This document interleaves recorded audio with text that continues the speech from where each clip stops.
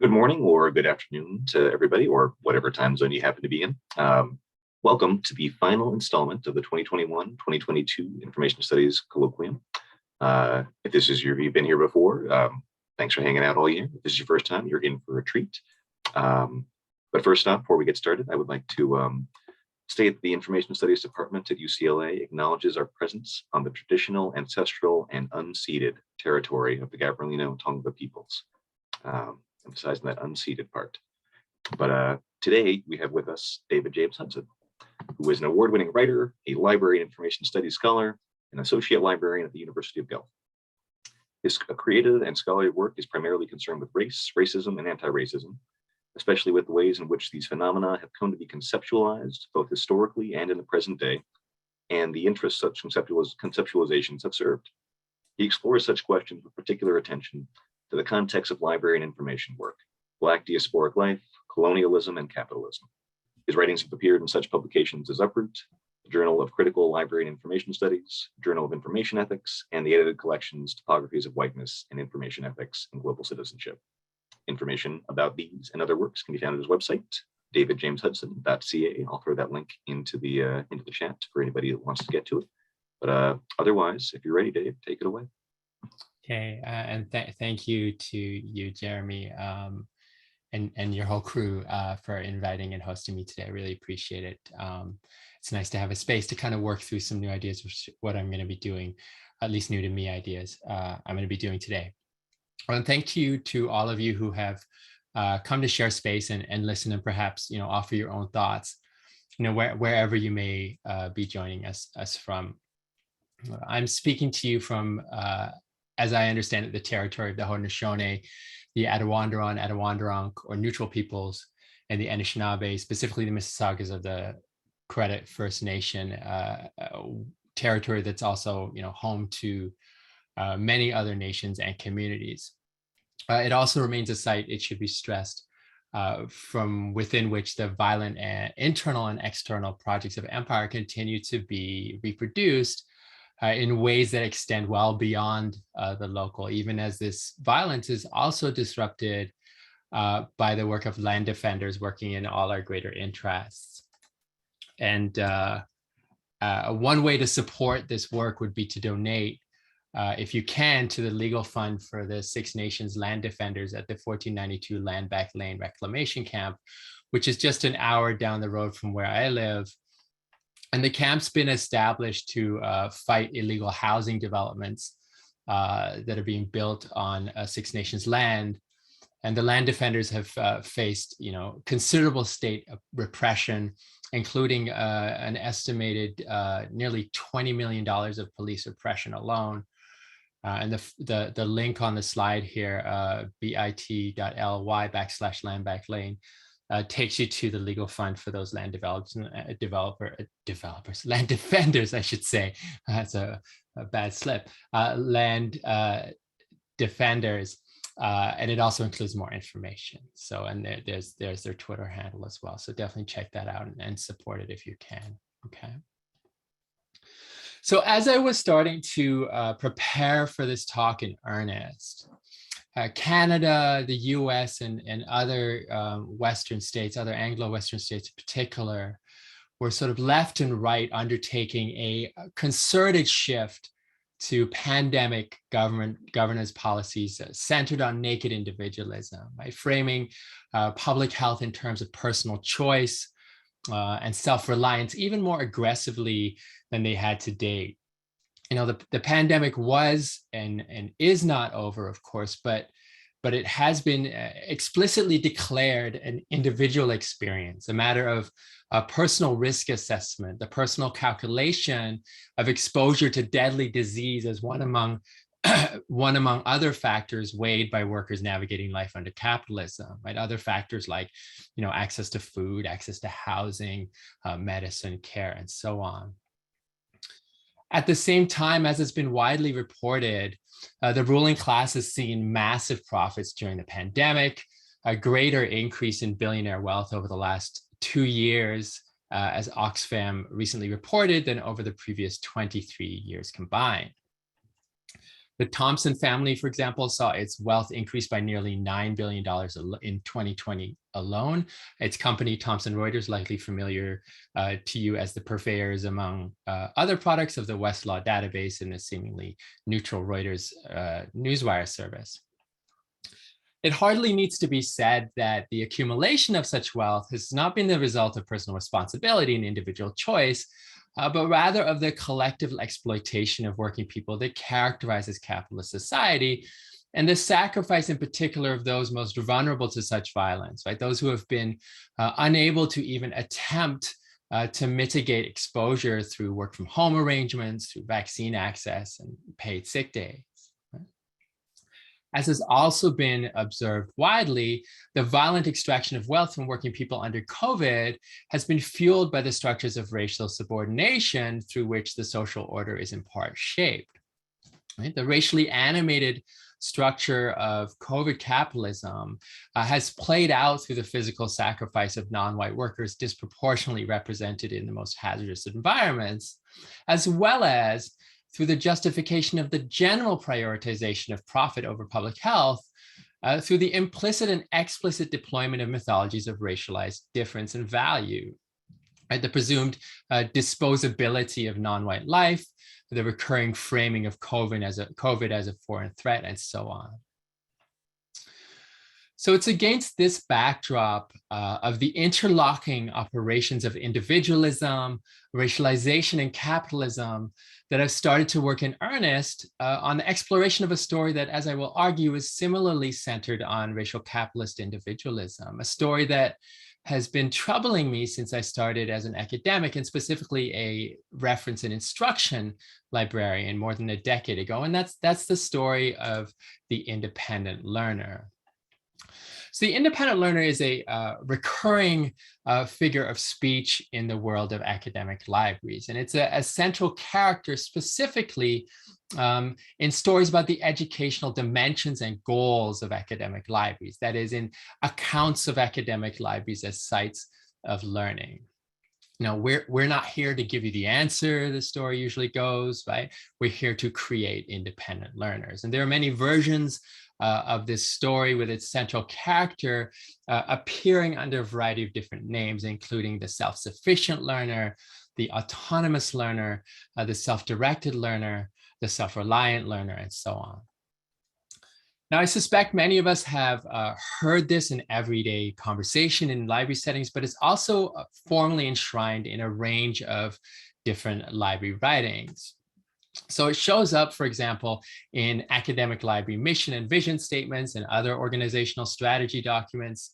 One ARL library, for example, includes as part of its mission the creation of an environment in which students can, among other things, acquire the skills necessary for independent learning and critical thinking. Right? Another library envisions itself as an inclusive, dynamic center for developing independent learners. Yet another library lists empowerment as one of the key values in its strategic plan, elaborating through the assertion that we support and inspire confidence, skill development, and self-sufficiency. And there are many, many, many other examples like this. Similar language shows up in descriptions of specific units, programs, and services. The information literacy program at one library aims to help students to, among other things, develop the information skills and attitudes towards information that are needed to become lifelong self-directed and independent learners. Another instruction program frames the same story in terms of a broader goal of global engagement.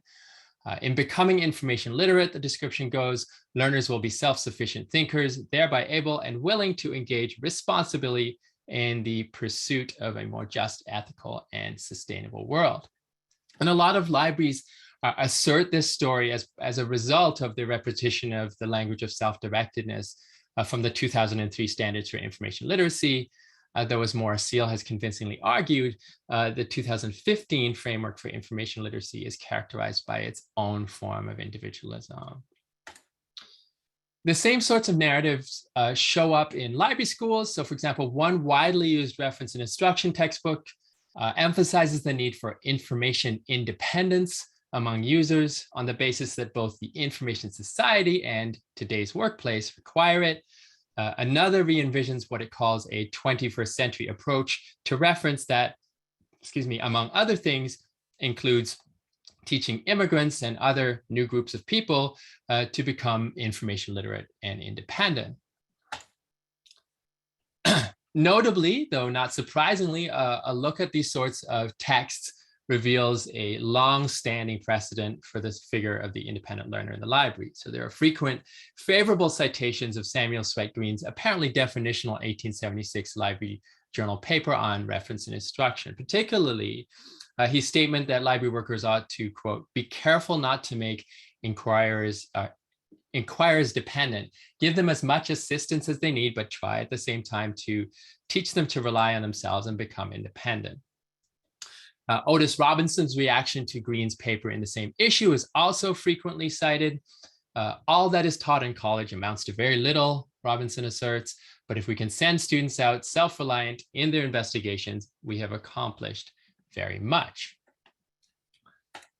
Now let's pause and acknowledge that it's unlikely that these sorts of stories of the independent learner are purposefully crafted as endorsements of a sort of rugged individualism as a general way of being in the world, right? Nor is there, any explicit assertion that reliance on others is a sign of weakness, right? It seems far more likely that those writing these sorts of statements are seeking to convey that library workers should, simply or should avoid simply handing library users the answers or finding their materials for them, that it would indeed be more empowering for users to learn how to find the materials or the answers they're looking for without needing direct intervention from a library worker at every turn, right? Indeed, a good chunk of my work as an instruction librarian indeed involves attempting to facilitate this kind of learning, right? I want users to leave a workshop or a one-on-one consultation feeling confident and equipped to, advance whatever research project they're working on. But the work that stories do, right? The ways stories circulate and resonate, the interests they serve, right? These so often exceed their intended purpose. And a slightly deeper look then reveals that there's a specific account of selfhood and agency embedded in the framing of educational empowerment in terms of independent learning. That is a particular account of what it means to be a person and what it means to have the capacity to act in the world. And in this account, you're only as powerful as the extent to which you can show yourself to be operating, and more specifically, to be learning independently from others, to be doing things for yourself, to be self-sufficient. This, of course, is the familiar character of Western liberalism. Historically, liberal society has been constructed on the self-understanding of the independent, self-sufficient individual, writes Tom Allison, the human individual defined at the deepest level by self-sufficiency. One does not fundamentally require society, although one may choose it. The essential character of human ontology is profoundly individual. It is an understanding of selfhood and agency based on, as Sidoni Smith puts it, quote, the certitudes of well-defined, stable, impermeable boundaries around a singular, unified, and atomic core, end quote, right? So the self as defined through its clearly demarcated autonomy, its independent existence. Western liberalism's supposedly self-sufficient universal subject is mythologized, to paraphrase Rana Kapoor words, as unencumbered by culture and by the body, as entirely rational, and as existing outside of history. Now, for those of us who feel that this sort of celebration of independence is a problem, it might be tempting to simply dispel the very concept of independence as a falsehood. And there are many sources, academic and non-academic alike, that we might draw on to do so. So Mallison, for example, systematically demonstrates that this myth is both unfounded and undesirable, focusing on a range of spheres of life, on physical health and infrastructure, on psychology, on culture and linguistics, on economics, labor, and technology. Considering these factors together, Mallison observes, we should conclude that dependency is a more or less constant feature of human life. We are fundamentally dependent beings. We walk through life on giant artificial legs built by our community and our forebears. We choose our own direction in life, but every step, whether stride or stumble, is enabled by those legs we owe to others. Independence is a myth. Further, we might also emphasize that the supposedly universal Western liberal definition of personhood in terms of self-sufficient individuality is itself a construction of a particular time and place. The inaugural moment of the West's romance with selfhood, writes Smith, lay in the dawn of the Renaissance, during which time the notion of the individual emerged, a universal human subject who is marked individually. Far from universal, in other words, the sort of idealization of independence as a form of selfhood is profoundly specific in cultural terms. As Clifford Geertz notes, quote, the Western conception of the person as a bounded, unique, more or less integrated motivational and cognitive universe, a dynamic center of awareness, emotion, judgment, and action organized into a distinctive whole and set contrastively both against other such wholes and against its social and natural background, is a rather peculiar idea within the context of the world's cultures, end quote. In a study of international doctoral students, supervisors, and staff at a British university, Jackie Good highlights the ways in which the championing of the figure of the independent individual in Western higher education often brings with it the inferiorization of some international students and others who do not fit the prescribed profile of an independent learner. Students who demand too much time and effort are negatively constructed as problematic dependent learners, she writes. The ubiquitous term spoon feeding appears as a powerful conjuring of this discourse, which acts to infantilize offenders. In consequence, they have to learn by trial and error what constitutes just the right amount of time / support / interaction to demand. Good observes further that this idealization of self-sufficiency, quote, undervalues the inherent interdependence of learning and teaching, the collaborative nature of learning as a social practice, and the shared responsibilities of students and academic staff, end quote. So wishing to be accurate, or at the very least inclusive in our accounts of learning, we might in turn simply tweak our language, reject inferiorizing stories about spoon feeding and coddling, and we might decide to speak instead to sort of do a find and replace in our language and our writing to sort of speak instead of the interdependent learner rather. I want to argue, however, that instead of moving straight to practical language tweaks, we would do well to explore the context, the contours, and the consequences of our ongoing investment in discourses of self-sufficient learning in the world of academic libraries. So to simply dismiss the myth of the independent learner as a fiction, right, to sort of brush it aside is to miss an opportunity to explore the context for this myth's emergence, its circulation, and its dominance, and to unpack the specific material interests it has served. Right? It's to miss an opportunity to explore the implications of this backdrop for our thinking about the ways in which academic libraries operate within broader structures of power.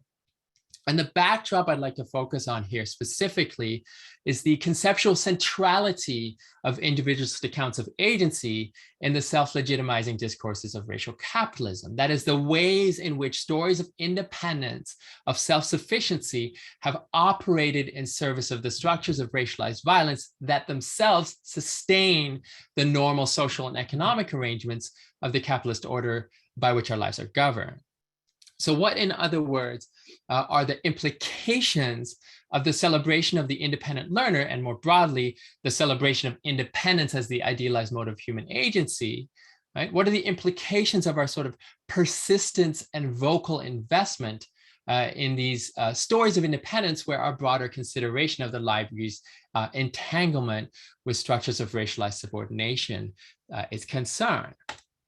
So this is the question that I want to explore in a sort of messy and preliminary way in this presentation. I'm going to try to sketch out a tentative answer by kind of weaving together a bunch of threads. I'll start by situating the independent learner as an expression of Anglo-Western higher education's operation as a neoliberal and more fundamentally a capitalist institution. I'll then turn to a brief elaboration of the concept of racial capitalism, focusing specifically on the ways in which the myth of independence has been central to the enactment of the racialized violence upon which the capitalist order depends. After that, I'll turn to exploring these dynamics in the context of higher ed, situating the university as a racial capitalist institution and highlighting its operational dependency as such on narratives of the learner as individual. And finally, I'll reflect on what this backdrop means for our apparent conceptual investment within academic libraries in the concept of independent learning, and specifically on what kind of moves we might make in turn. In some senses, then, this project is about the backdrop to and the implications of a prominent, recurring, seemingly innocuous phrase, right? Seemingly as apparently sort of self-evident turn of phrase in the world of academic libraries. It's about what's at stake in our invocation of that phrase, what its contextualization can teach us about our entanglement with the structures of power that shape our societies. While it's absolutely about what we do and how we frame things in academic societies, then it's more emphatically about a consideration of the broader context in which our libraries exist. So much of the critical writing on the contemporary production of self-sufficiency in post-secondary learning points to the 1960s and 70s, as the time period in which this concept really starts to take hold. And the Jackie Good paper that I mentioned earlier has an interesting discussion that connects the increasing emphasis on independent learning in this time period to similar emergent emphases on individual self-determination in other spheres of life, emphases that center the service user, the patient, or the client, and problematize the traditional authority of the professional or service provider. Good observes that the establishment of self-directedness specifically as a central principle of adult learning, finds expression in emergent emphases on problem-based learning and other pedagogical approaches based on the idea that such learning is most effective when the role of the teacher is, to use the rather corny framing, not the sage on the stage, but the guide on the side. However, Good and others also situate the growing emphasis on self-directedness in learning as a neoliberal move, as a way of framing what it means to be successful, a successful learner, in alignment with the needs of the emergent neoliberal political economic order. Carol Leithwood, who, like Good, is writing in the context of the UK, cites a number of government policy papers that promote this framing. For individuals, learning will encourage independence, says one of these papers. For the nation, learning will offer a way out of dependency and low expectation towards self-reliance and self-confidence. Another policy paper asserts that today's generation of students will need to return to learning full-time or part-time on more than one occasion across their lifetime in order to refresh their knowledge, upgrade their skills, and sustain their employability. Such independent learners investing in the continuous improvement of their skills will underpin innovation and enterprise in the economy and society. And as an aside, there's a whole other discussion to be had about the ways in which the figure of the lifelong learner sort of also serves as a trope of self-sufficiency in the stories told in academic libraries in the neoliberal era. But there's a whole bunch of literature that I just haven't read about that yet. So I'm not going to go down that path, but it is a thing that I'm kind of thinking about. But generally speaking, as these quotes suggest, the intensified push under neoliberalism to frame all aspects of existence in terms of individual actors operating within a free market brings with it a specific move to center self-sufficiency as a key aspect of learner identity. Stephen Vassallo offers a detailed unpacking of this phenomenon as expressed through the discourse of self-regulated learning and its entanglement with the neoliberal framing of the purpose of education in terms of the accumulation of human capital.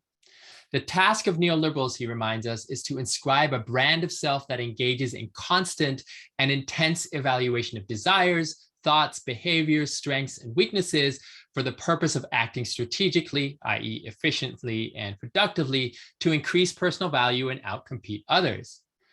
This neoliberal self is individualized, disciplinized, self-interested, and responsibilized. The self is fit for 21st century economic and educational environments, which can be construed as rapidly shifting, competitive, and replete with choices.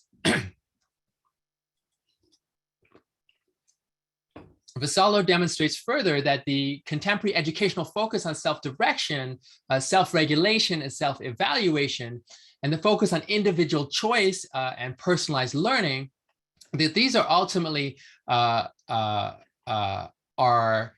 about the development of the thinking and learning skills, and generally the self-identity required to operate as a maximally efficient and productive actor in the marketplace.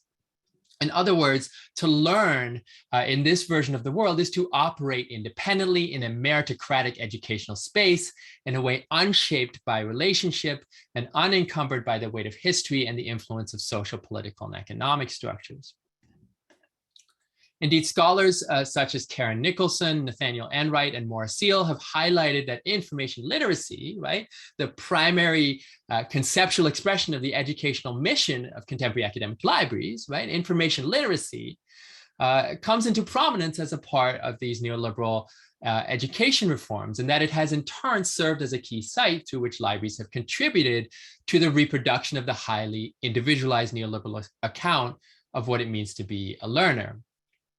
So in a nutshell, seeking to demonstrate their relevance amidst neoliberal attacks on education and other social services, libraries positioned and promoted information literacy as one of the primary thinking and learning skills required of individuals for effective participation in the marketplace of the knowledge economy. By helping to develop information literate workers, academic libraries could, it was suggested, contribute to the university's production of the human capital required under capitalism's contemporary neoliberal form. Across standards, policy documents, professional and scholarly literature, the attainment of information literacy comes to be represented then as an individual process of acquiring skills and a contribution ultimately to the development of a more general self-sufficiency as an actor in the neoliberal marketplace. To be information literate, a central goal again of academic libraries' educational mission, to be information literate is to be an independent learner.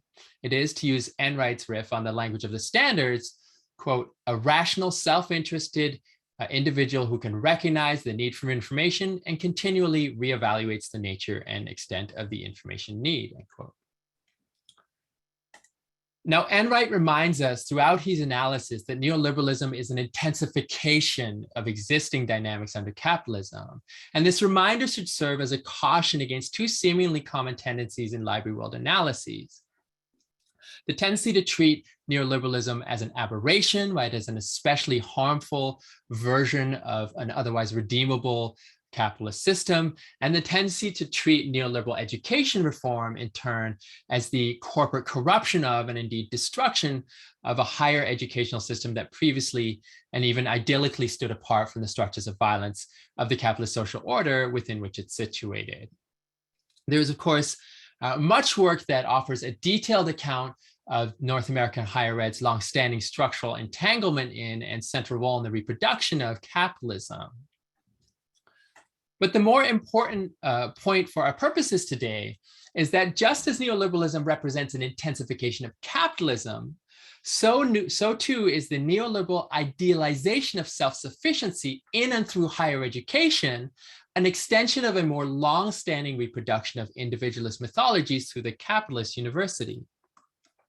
As Catherine Chaput outlines in some detail, the emerging public research in the public research university system in the 19th century displaced the frontier as the primary site through which the central capitalist myths of meritocracy and individual social mobility came to be articulated.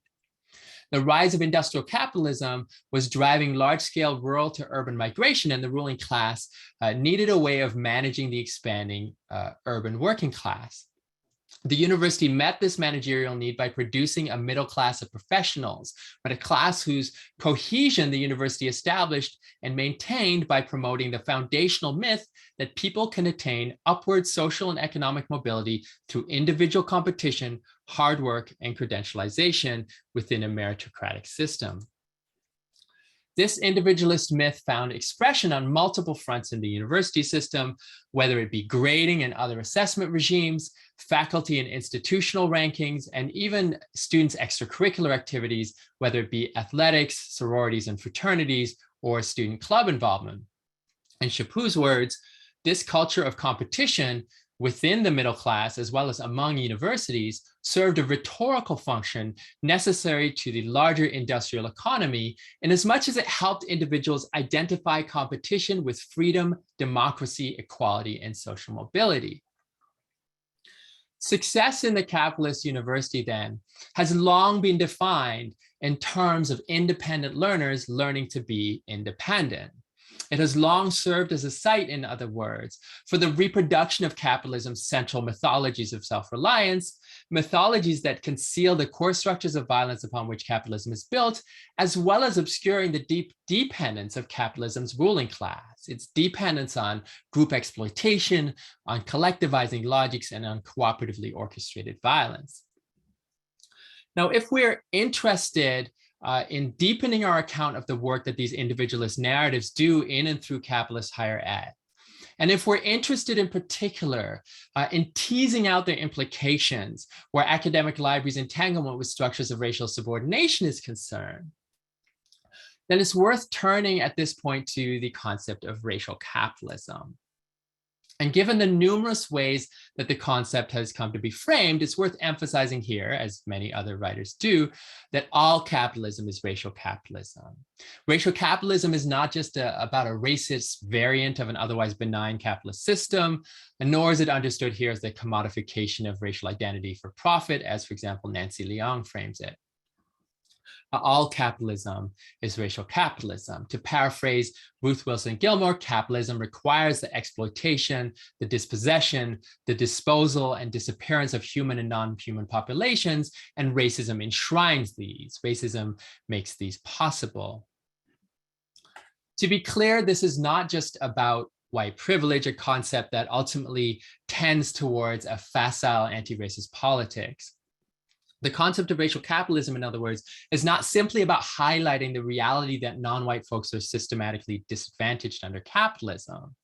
This is, of course, true, but it's more fundamentally about the complex and expansive ways in which that structural violence operates as a central enabling component of capitalism's exploitation of the vast majority of the world's population, however they may be racialized, white and non-white alike. I think here of words by Fred Moten that my friend Yoon-hee Lee highlighted in a recent talk. Reflecting on the coalitional philosophy of Fred Hampton, Moten urges the so-called privileged to recognize that, quote, it's fucked up for you in the same way that we've already recognized that it's fucked up for us.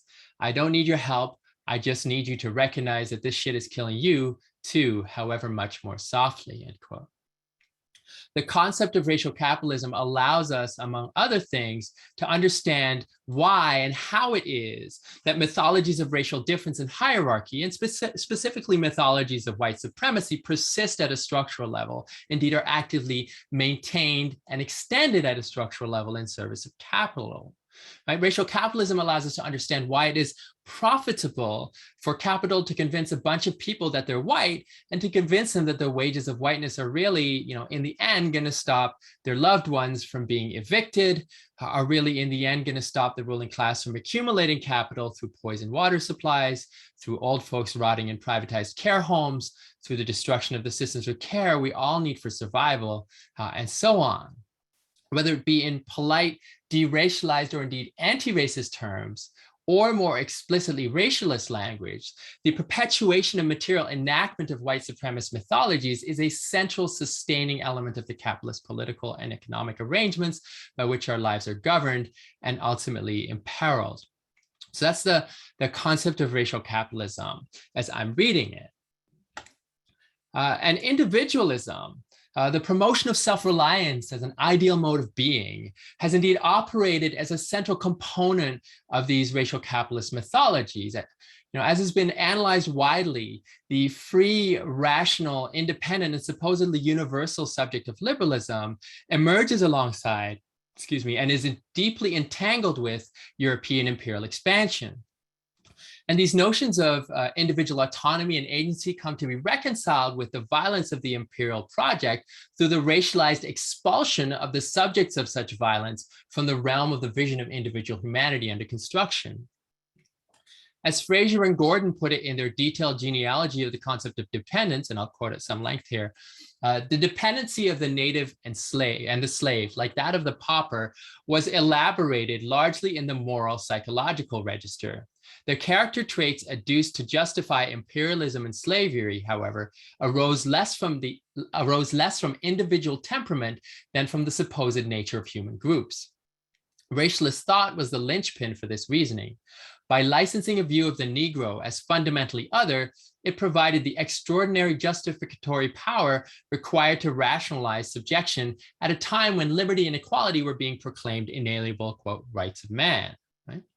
For example, in that classic rejection of colonial status, the United States Declaration of Independence.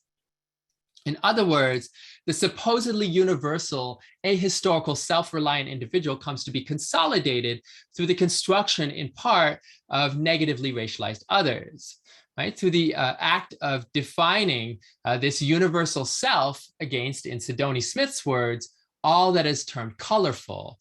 That is that which becomes identified culturally as other, exotic, unruly, irrational, uncivilized, regional, or paradoxically unnatural. Since the low does not participate in this privileged selfhood, it is the low that constitutes the high, the colorful, the neutral. The realms of the universal subject and the socially abject mutually constitute one another. A scrupulous classification of the shades of difference establishes clear boundaries around the neutral self. The violence of capital accumulation through the Western imperial project comes to be justified then through the familiar, if deeply contradictory, racialized narratives of colonial discourse.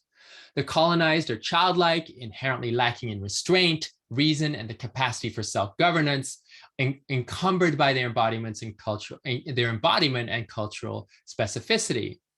The colonizers are the adults, those with access to the rationality and self-discipline required to transcend history, culture, and the body, and required for rule.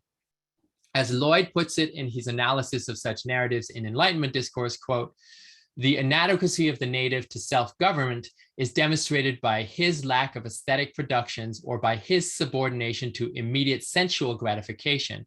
The capacity for autonomy is either as yet undeveloped or absent in the savage and requires to be developed or supplied by external force. I should say that Lloyd is not actually like arguing that that's the case. He's kind of just parroting that particular story.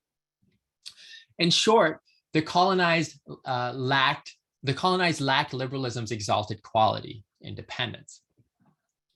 At the heart of these racialized narratives of independence are matters of land and labor.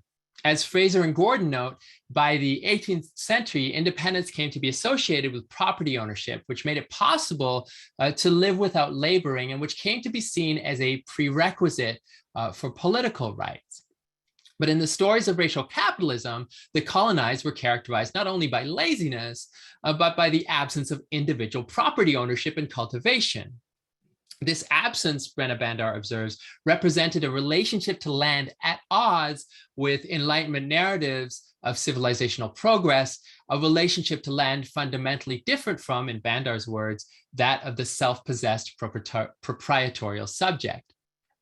Whiteness was characterized by enterprise, as Dyer notes, by industry, by the capacity for individual development, by association with, to use Patrick Wolf's words, sovereign subjecthood, with the sort of people who could own land rather than merely occupy it.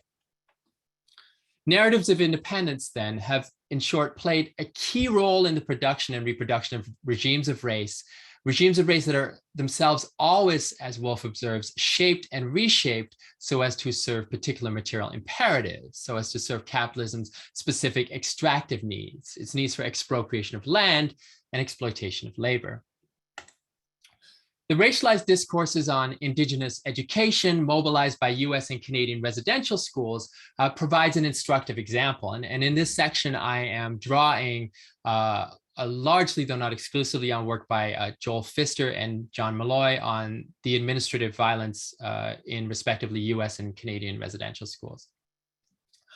The role that colonialism has assigned to Indigenous people, writes Wolf, is to disappear, right? So that the land might, from the standpoint of the colonizer, be treated as functionally uninhabited.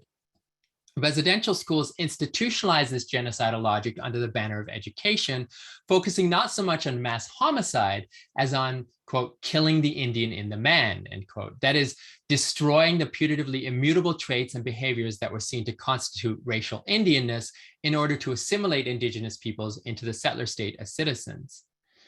All the Indian there is in the race should be dead, as one famous residential school official put it. Kill the Indian in him and save the man. The connection between this racialized assimilative violence and capital accumulation was made quite clear. The aim was to secure the frontier, that is, to eliminate racially framed threats and thereby to facilitate land grabs, and to integrate Indigenous subjects into the machinery of industrial capitalism.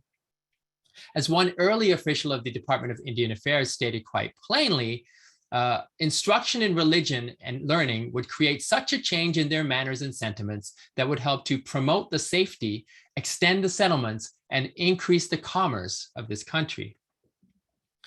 Unsurprisingly, the specific account of Indigenous people's inherent racialized inferiority that undergirded this institutional violence corresponded to the common colonial characterization.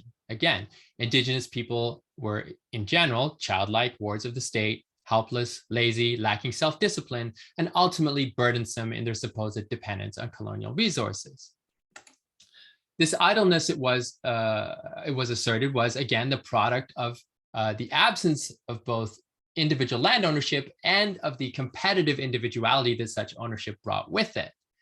As Malloy highlights in his discussion of the Bagot Commission, which was established in 1842 to assess Indian affairs, increased knowledge would be useless, the commissioners reasoned, unless it were harnessed to industriousness, the wellspring of progress, which in turn flowed from individual ownership of land.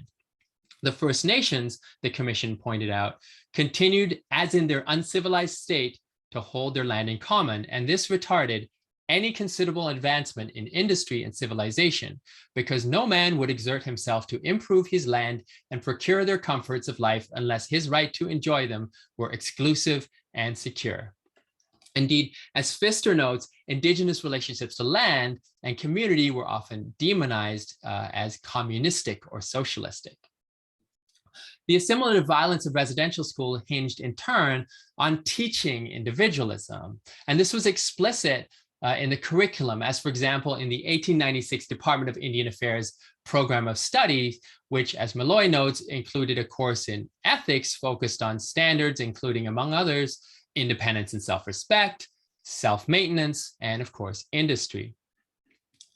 Similarly, an official US residential school publication in 1893 argued that, quote, the Indian as an individual separated from the tribe is all right, for then he truly learns to look out for number one, which after all is the real basis of individual progress. The goal indeed was to produce individuals in cultural, social, and economic terms, to instill self-reliance and industriousness through, again, individual land ownership, as well as through industrial education that would allow the newly christened and deracialized individuals to be integrated into capitalism as manual wage labor. Excuse me. As Pfister observes, schools were indeed characterized as civilizational mills, with Indigenous children as the raw materials. The Indian, it was said, was the raw material in the forest, mountains, and plain to be brought and put through the proper refining influences of our civilization mills of today and wrought into shape and then sent to work on the great oceans of our industry and thrift. The individual self-interested citizen workers produced through these mills, it was argued, would be better for society, would cause less trouble, as individuals would indeed contribute to the nation, giving independently rather than taking as coddled dependents. This individualization, Pfister observes, also served to position any challenges encountered by those who came out of the schools as a result of individual failing rather than the effect of the structures of racial capitalist violence upon which the settler colony is predicated. The history of the school, as Pfister puts it, exhibits so clearly the ideal subjective blueprint to which dominant groups wanted workers to conform, well-mannered workers who would comply with regularized labor, blame themselves, not their bosses, for their exploitation and difficulty in rising, and maintain a sense of compensatory subjective value by labeling themselves and their culturally shaped motivations and fates individual. Indigenous civilizational inferiority, in short, comes to be defined centrally in terms of the absence of independence as an exalted Western liberal value, a move that aligns with the political and economic interests of what Tyler Shipley calls settler capitalism. And we see these mythologies of individualism at work in other practices of indigenous dispossession under North American settler capitalism. And for example, legal rulings that severed and defined away indigenous relationships to land and converted tribal territory into private property. But we also see such stories at work in other contexts of racial capitalism. And for example, the racialized narratives of chattel slavery and similar forms of unfree labor through which Blackness comes to be characterized in terms of a childlike or animalistic lack of restraint, and thus an absence of capacity for self-governance, the only economically productive solution to which is the discipline of the overseer. We also see these stories at work similarly in the paternalism of colonial administrators' portrayal of African peoples as benefiting from the imposition of imperial regimes of commerce and wage labor as remedy for their supposed lack of self-discipline. And these racial capitalist mythologies of individualism continue to be reproduced in the present day. Right? And international development work continues to recycle stories about the supposedly inherent corruption and failures of self-governance in majority world countries, stories that are used to justify the imposition of extractive minority world control through bodies like the IMF and the World Bank. Stories of indigenous financial mismanagement continue to be treated as reasonable contributions to Canadian public discourse, legitimizing Canada's ongoing seizure of land and assault on sovereignty. And the myth of the negatively racialized welfare mother continues to circulate, a discourse of non-white, especially Black mothers, mired in cultures of dependency, duplicity, and indolence, unwilling to pull themselves up by their own bootstraps, and enabled by a coddling nanny state, a discourse that has, of course, for decades been used to transfer money out of already meager social support systems and into the pockets of the ruling class. Now, I don't mean to suggest a sort of uniformity in racialization by which stories of race are identical across all concepts of all contexts of racial capitalism, rather. It can be instructive, as Wolf suggests, to pay attention to the ways in which the construction of racial difference and hierarchy has varied across such contexts, and to explore in turn the material interests served by such variation. Nevertheless, across all of these sites, one hears again the stories of racially encoded individual failing used to explain away harm, to obscure the structural violence of capitalism. The ongoing work of the Western liberal South, of the idealized self-sufficient individual who transcends history and the body through reason and autonomous knowledge production. The ongoing work that the independent individual does as a sustaining myth of racial capitalism is exemplified by the work that the independent learner does as a sustaining myth of the university as a racial capitalist institution. Now, I'm not going to spend a lot of time outlining the ways in which the university operates as a racial capitalist institution, all the ways in which the university's long-standing foundational entanglement in capitalism is fundamentally an entanglement in empire and the projects of racial taxonomy and hierarchy upon which it depends. There's indeed a lot of work that details this in far more articulate ways than I could. This is a body of work that points, for example, to the ongoing histories of universities' expropriation of land, domestically and internationally. It's a body of work that points to the ongoing histories of universities' embeddedness as productive components of the administrative, intellectual, and military apparatuses of empire, embeddedness enacted in part through the work of countless seemingly mundane disciplines, whether it be anthropology, international development, aerospace engineering, economics, literary studies, or commerce. And it's a body of work that points to the ongoing histories of universities' participation in regimes of labor exploitation sustained fundamentally through racially animated violence, from chattel slavery through contemporary precarity. What is worth emphasizing, however, considering both the persistence of nostalgia for an idyllic pre-neoliberal golden age of university and the prominence of institutional attempts to reconcile complicity in racial violence presumed past, right? What is worth emphasizing in light of these things is this. The work of the university as an institution of racial capitalism is not simply a matter of a sordid past, nor a matter of a corrupted present, but rather a matter of continuity. Right? The normal life of the university, as the normal life of racial capitalism, is structural, not incidental.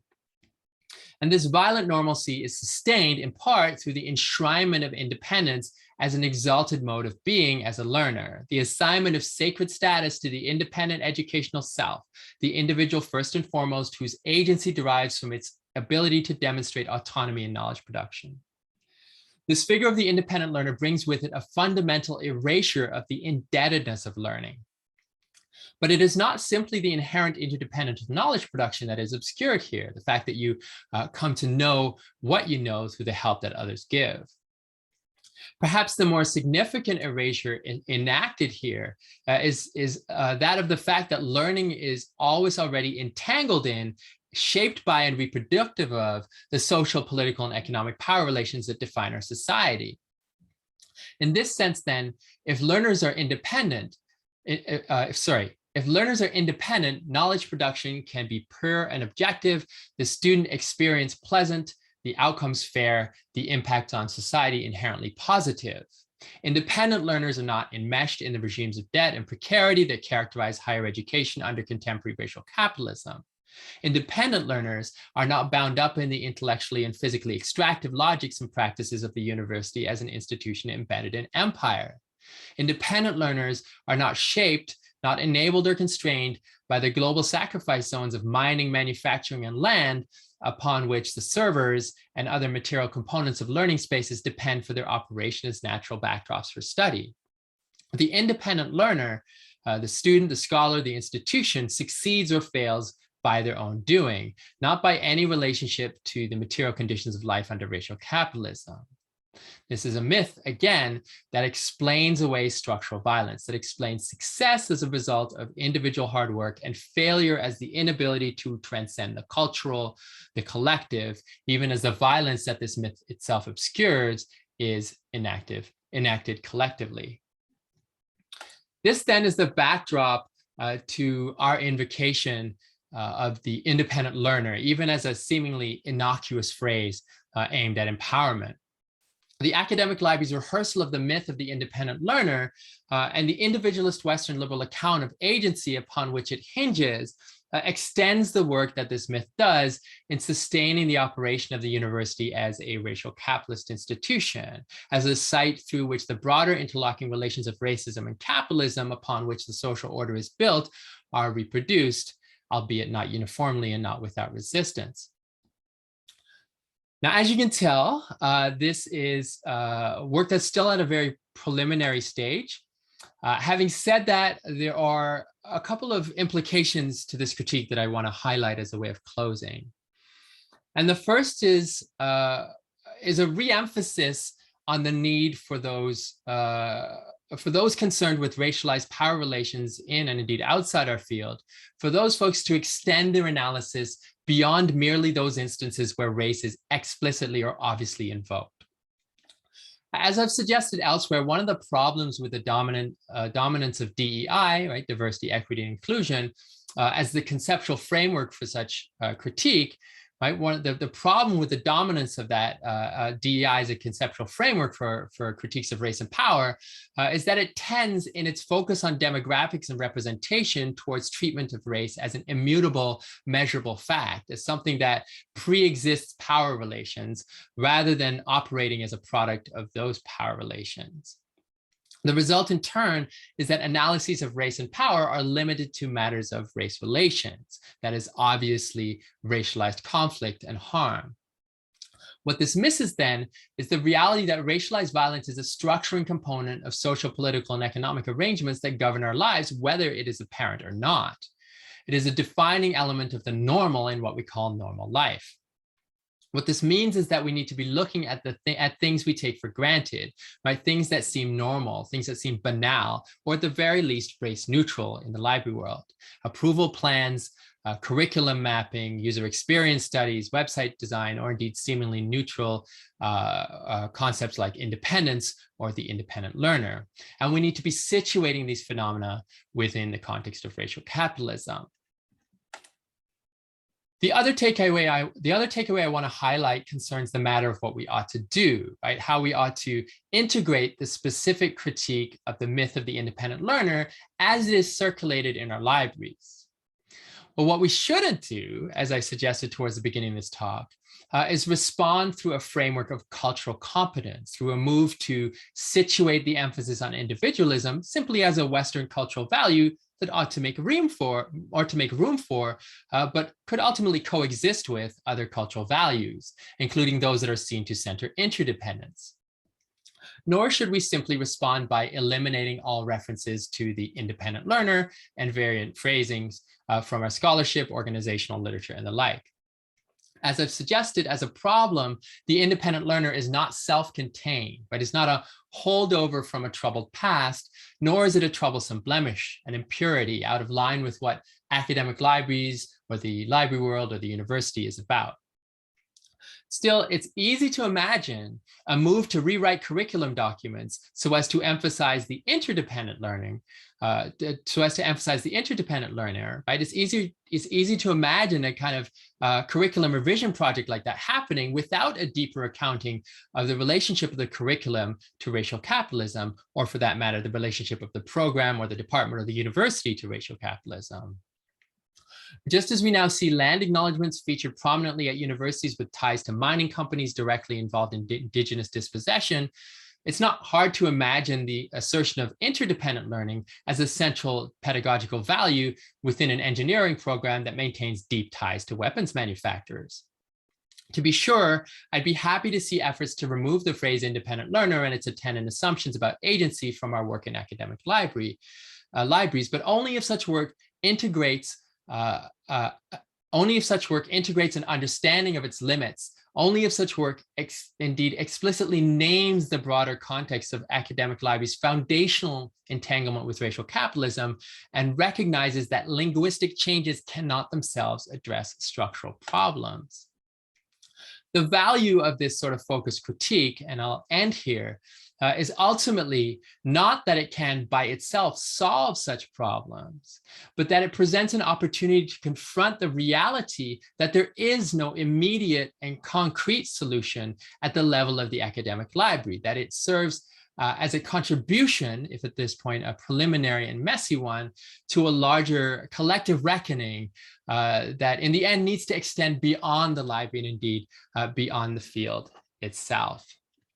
So thank you for your time. I would appreciate any constructive criticism, clarification questions, anything of that nature you have to offer. So thank you.